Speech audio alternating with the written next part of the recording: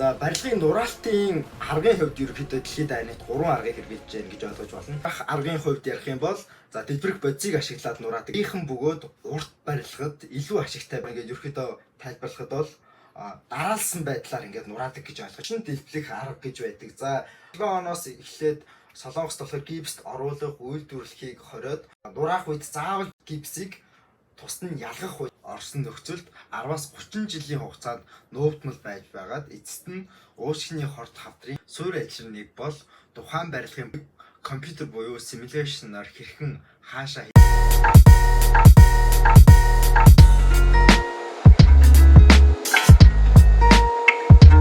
за сайн байцгаана уу та бүхэнд энэ өдрийн мэндийг хүргэе.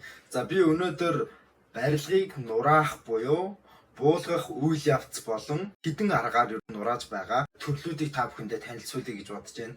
За энэхүү бичлэг маань болохоор хоёр бичлэгэн дээр тулгуурлаад та бүхэндээ тайлбарлсан маягтайгаар явна. За энэ бичлэгээ би бас өөрөө хоёр хуваая гэж бодож байгаа. За эхнийх нь болохоор нураахын төрөл. За ер нь ийм аргаар ингэж нураадаг гэснийг тайлбарлаад за хоёр дахь бичлэгээр та бүхэндээ нэгэн барилгыг яг эхнээс нь ахуулаад нураах үйл явцыг нь тэр болгоныг тайлбарлаад ингэж явъя гэж бодож байна.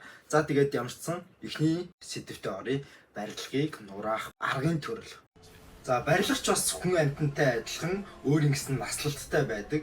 За тэгээд насанд гүйцсэн барилгад хамаарах тухайн үйл явцыг нураах үйл явц гэж ойлгож болно.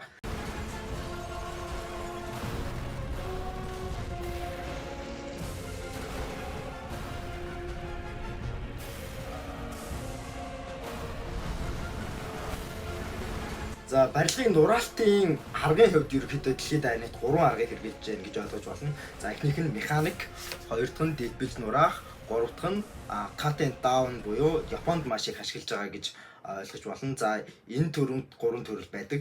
За хамгийн их ашигладаг нь мэдээж механик. Үүнийг бол Монголд ч тэр дэлхийн бусад орнууд ч гэсэн тухайн барилгынхаа хэмжээ тухайн орчноос нь хамаарат хэрэгжилж байгаа. За энэ нь болохоор ямар аргыг хэлдэг вэ? Top down буюу дээрээс нь ахуулаад доош нь тухайн жижиг аврын төхөөрөмжүүд болон карант гэдэг юм уу жижиг аврын төхөөрөмжүүдийг ашиглан механикаар нураадаг тэрхүү аргыг хэлдэг. За дэлбэж нураах аргын хувьд ярих юм бол за дэлбэрэх бодисыг ашиглаад нураадаг гэж ойлгож болно. За энэ нь болохоор барилгынхаа гол тогтоож буй хэсгийг олоод хамгийн бага дэлбэрэх бодисоор хамгийн бага дэлбэрэлтээр амархан унгаах аргыг олоод дэлбэлдэг гэж ойлгож болно. За энэ дэлбэрэх гэхээр болохоор тэр чигт нь ингээд дэлбэлцдэг гэсэн үг бас биш. Тэр нь болохоор хамгийн чухал нь хүндийн хүчийг нь ашиглаад унгаадаг гэж ойлгоход болно. За дэлбэрэх аргын дотроо бас олон төрөл байдаг. За хамгийн ихнийх нь та бүхэндээ би тайлбарлая.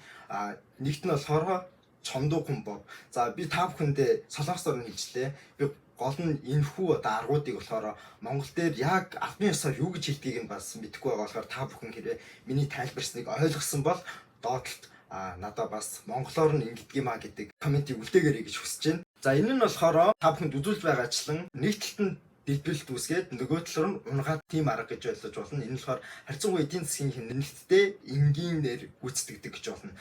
За хоёр дахь нь нарийнхан бөгөөд урт барилгад илүү ашигтай байдаг. Энэ нь болохоор чомжин гомбо гэдэг. За энэ дээр болохоор ингээд ерөөхдөө тайлбарлахад бол дараалсан байдлаар ингээд нураадаг гэж ойлгож болно.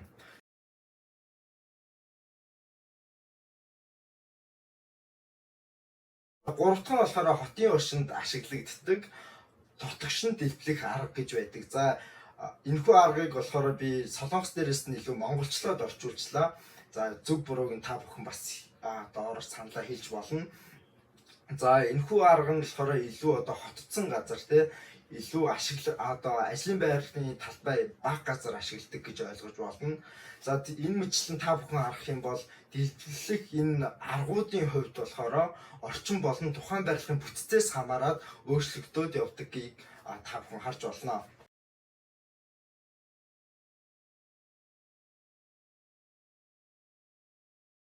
За барилга нураалтын хамгийн чухал бөгөөд ер нь хамгийн ихэнд хийгддэг ажил бол доторх материалуудыг салгах ажил байдаг. За хамгийн тэр дундаас хамгийн чухал нь болохоор шохоо буюу гипсийг аюулгүйгээр буулгаж устгалд оруулах ажил байдаг. Хамгийн ихний ажил маань яаж эхэлдэг вэ гэхээр тухайн гипс ашигласан хэсгийг битүүмжлээд агаар сэлгэх төхөөрөмжөөр соруулдаг. За 2007 оноос эхлээд Солонгост болохоор гипст оруулах үйлдвэрлэхийг хориод нураах үед заавал гипсийг тусад нь ялгах хууль батлагдсан.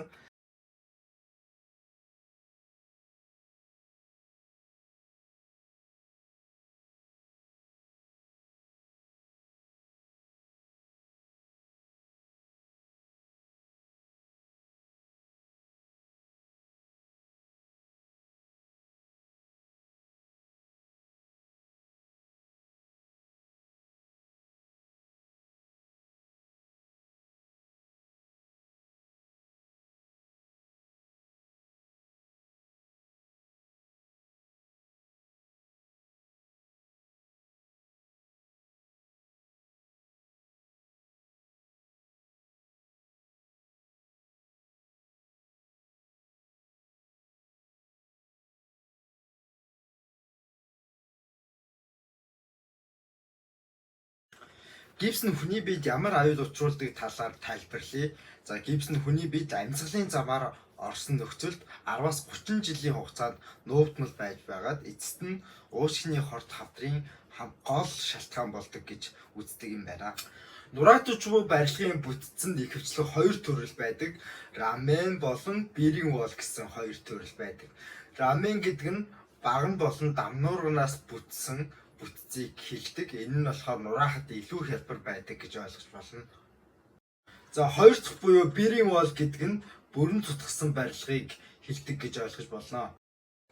За энэхүү хоёр төрлийг харьцуулах юм бол рамений хувьд бол илүү нураахад хялбар байдаг бол мэдээж бүтэн тутгсан барилга гэдэг маань нураахад харьцангуй илүү төвөгтэй байдаг гэж ойлгож болно. За би энэ бичлэгийн дараагийн бичлэгээр та бүхэнд тэрхүү одоо биринг вол буюу team structure-аар бүтсэн барилгыг нурааж байгаа тэрхүү бичлэгийг за бүр эхнээс нь авахлаа дуустал нь явагдаж байгаа бичлэгийг та бүхэнд хүргэх болно.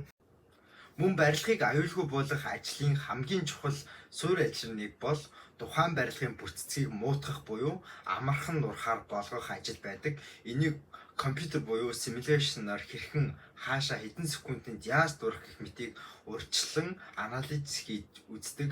За ингэснээр хамгийн бага дэлбэрэлтээр аюулгүй нураах боломж үүсдэг. За энэ ажил дуусны дараа өмнө биний дурдсан гипс болон цонх гэсэн хэсгүүдийг бүгдийг нь хуулж аваад албан ёсоор бүтцийг хүчгүйдүүлэх ажилд ордог гэж ойлгож байна.